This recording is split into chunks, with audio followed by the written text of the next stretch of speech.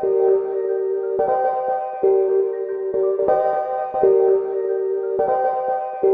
I'm Signe. I'm a fourth year English and drama student.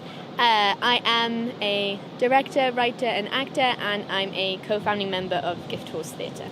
Tess was a show that I adapted and directed that we staged here in the Rose Garden in May 2019. It was an adaptation of Thomas Hardy's Tess of the D'Urbervilles. So it's like the story of this dairymaid called Tess who finds out she has kind of noble blood.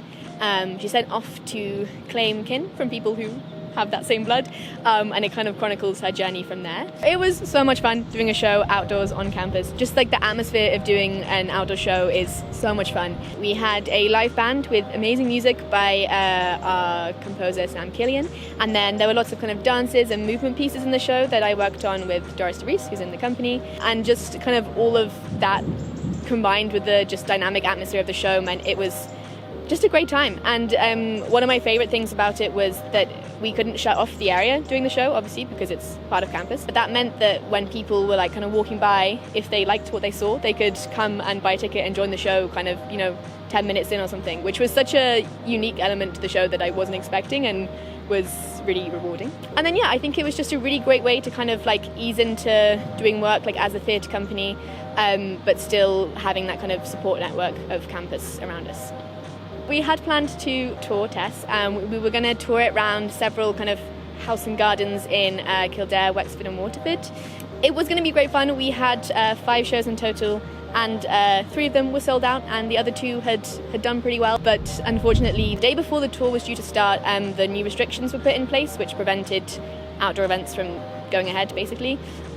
So originally we kind of indefinitely postponed the tour, and we tried to bring it back in September, we tried to bring it back in October, but just the restrictions kept being altered so that we haven't been able to bring the show back. So we're kind of looking ahead now to new projects. To me, it just kind of feels that not so much that the pandemic has necessarily created problems, but it's kind of exacerbated existing problems in the industry. So, for example, the fact that we are competing with like streaming services and film, TV and other media, and the fact that people have relied so much on online media, I think is only going to kind of increase that sense of competition for people's, time, money and attention, I guess. And then also the issue of accessibility in that, given how poorly, by and large, the response has been for the arts in terms of like emergency funding and all that sort of thing. It feels like, people who can afford to keep making art will continue to, and it will kind of hit harder those who need that financial support. But I think there is reason to be optimistic. The pandemic did really show people how much we value the arts and how important they are to so many people.